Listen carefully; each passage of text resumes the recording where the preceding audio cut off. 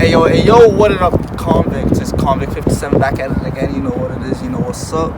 What's your name, brother? Dana. Dana? Yeah. We're here with Dana today. So what's up? What's your story?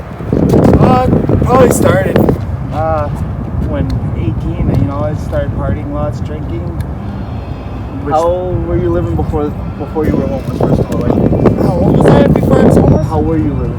How was I living? I owned a house. I had my own truck. I had a trailer, a camping trailer. Oh, 18? No, 18. I lived with my parents. I worked on the rig, so I was always away working. When I come home on my days off, I party.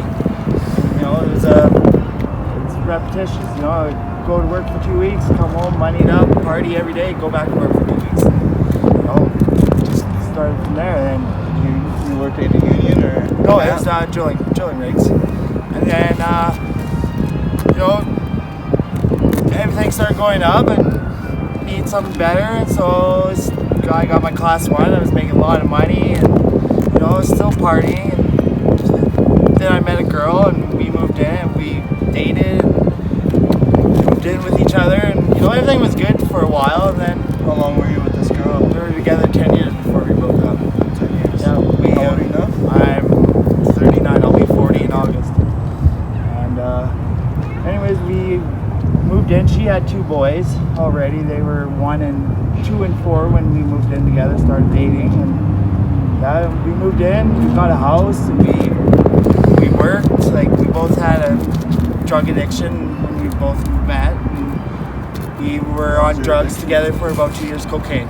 Cocaine. Yeah, and. Party drug. Yeah, we quit together. We quit. We went to treatment. We didn't go to treatment. We just went to the ADAC night programs. Respect for that. Yeah. I'm 5 years clean myself. Good for you. Good for you. Everything. And we cleaned up. We straightened up our act. We knew what we had to do, and we were good for about 3-4 years. And we were building. We bought a house, and we were working, and we wanted to have a baby. And So she had 2 babies. we wanted to have one more. We wanted to have one together. So we tried, and we tried. How long were you together after you wanted to have a baby? How long together? Well, we were already together for about 7 years. Okay. And Real shit.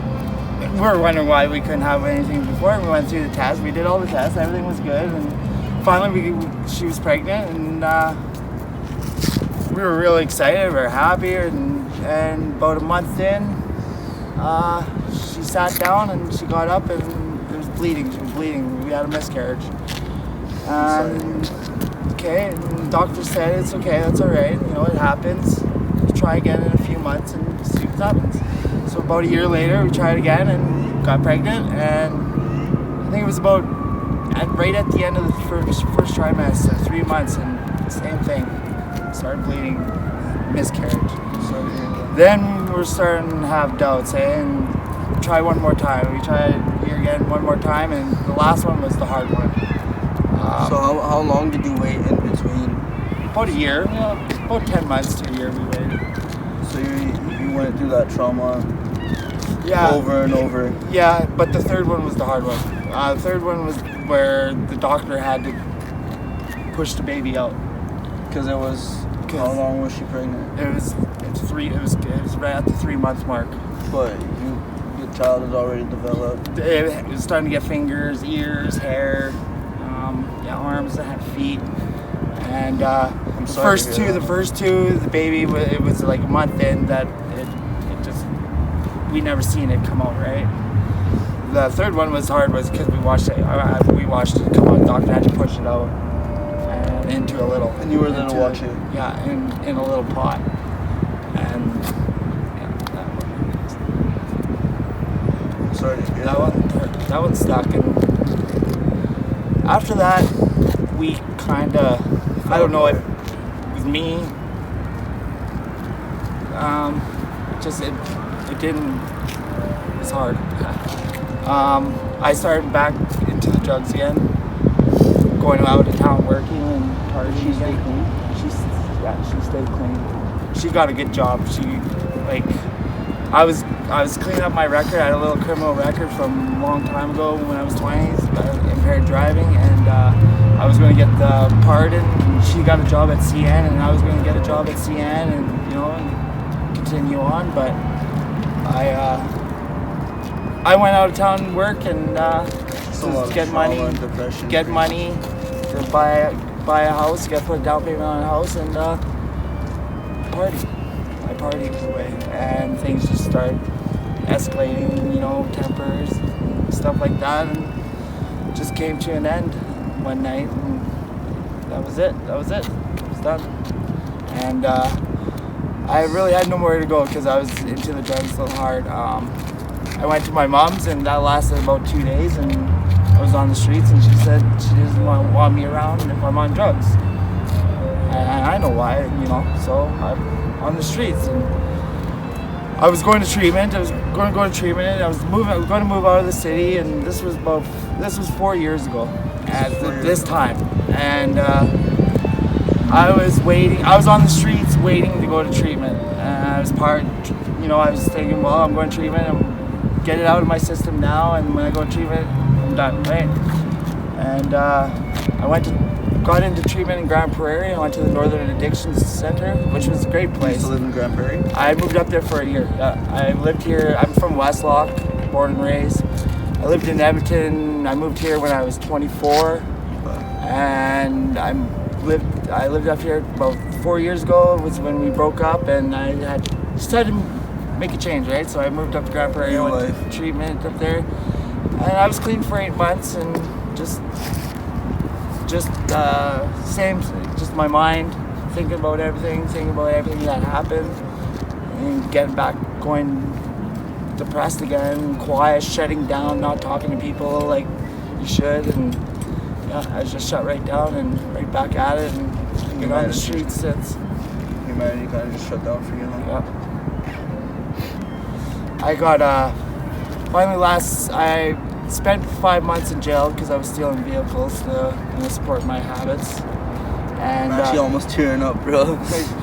But when I got caught, my last time when I got caught in Stony Plain. I was living in Grand Prairie. I came down back here for a funeral, and the morning of when I was going back to Grand Prairie, I had a stolen truck with me. That was how I was got back. I was staying at my cousin's in Stony Plain, and the morning of it was snowing plow day at the streets, so I wasn't supposed to park on the street, which I didn't know. And they ran the plate, found out it was stolen, sat there and watched me come out, started, let it warm up, take off, and They took you. yeah, they caught me. So I spent 2 months in jail then, and finally got bail, and I was supposed to be on house arrest, and that lasted 2 days, and I was back on the streets, and I was on the streets. I was supposed to be on house arrest. I was supposed to be living not in the city, and I was in the city, I lived on the streets, didn't have a care in the world, but I didn't go back to boosting vehicles. I just binned and picked So how bottles. do you survive now? Like, you're homeless now? Yeah, actually, I just got evicted last month because So you had a place last... I had a place for 6 months. I moved in last October through Homer Trust. Okay. What did they do for you? How did you reach out to them? Well, last year when the homeless people go to the Expo Center for the day drop-in center, Homer Trust had an office set up there, and I signed up and was waiting. How long were you on the wait list? Well, I've been on the wait list for 3 years. I had a worker, but I never kept in contact. Living on the street, it's hard to have stuff, right? You don't have a phone, you can't... Yeah. You get a phone, you might have a phone for a little bit, someone sees it, and that thing's got to be glued to you, like crazy glued to you, because if not, it's gone in a second, right? That's true. Your clothes too, what I got on, So and what a do you couple have right bags now? there, Right now you have a that's my shopping friend's cart. bag too, but I got a couple bags that I accumulated today. And now you just have a shopping cart. I'm Okay, starting all you're over tough. again, So what do you do with the shopping cart? Like, where do you sleep? Wherever I put my head down. If I go stay at the shelter, at the convention center, or wherever, sometimes I stay outside. Now Where it's does the shopping cart stay? Where does your belongings stay? Well, it's with me. I pack that thing everywhere. Pack everything, bring it inside. Yeah, if I go inside, I don't usually go inside somewhere long, so I don't have to pack it, and if I can see it, Nobody touches I leave it somewhere, might as well kiss it goodbye. Try to get a job, like, just temporary job, but you can't have a job because you gotta pack everything with you. You can't pack all that with you, And Did you manage to find a job or try to find a job when you? I've been trying to find a job, yeah, but with COVID, it's hard. I had all the work gear, but that's gone. Someone stole I had a backpack with my steel-toe boots in it, and someone stole that. It's hard to keep anything. Get my information, I'll try to get you steel toes. So like I said, I'm starting back over again. It's not the first time, it's not the second time, it's not the third time, and it's not the 5th time, 10th time. How do you see yourself fixing this? First off, I gotta get rid of my drug addiction.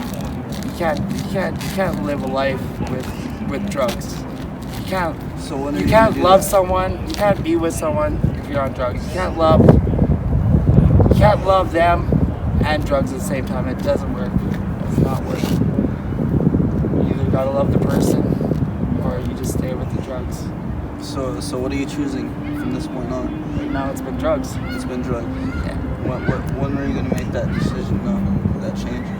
Do you want to make that change? I do. I've been trying to quit for the past 5 years, 6 years now. I've been trying Let's to make that change right now, brother. I've been to addiction. I've been to 2 treatment centers. I spent my life savings first time I went to treatment. Only you can make that change for yourself. Yeah. And if you need that support, I got you. I'm here. When I'm ready, I know when I'm ready. Last time when I said I'd quit, I made it 8 months, but 8 months is something, bro. Just keep going. And then it just the remembering of all the bad times and not talking, shutting down, like I said before, shutting down. That killed me every time. Man, thank you so much for sharing your story. No problem. Is there anything else you want to say? Just don't quitting. Keep on going. Keep on coming on. If you mess up, don't worry about it. Just get up, dust yourself off, and keep going. Because the day you stop trying is the day you might as well just put yourself in the grave. Because living on the streets, you can't take a break. You can't stop. You stop, you have no money, you have no food, you have no clothes, you have nowhere to stay. So, if you take that ethic and you quit drugs, then you can make a long way. It takes me a long time to figure that out, but that's another story. That's some wise words right there. Wise words. Dana? Much love and respect to Dana right here. Comment, like, share, subscribe. Convict57, you already know who it is. Comment right down below. Peace!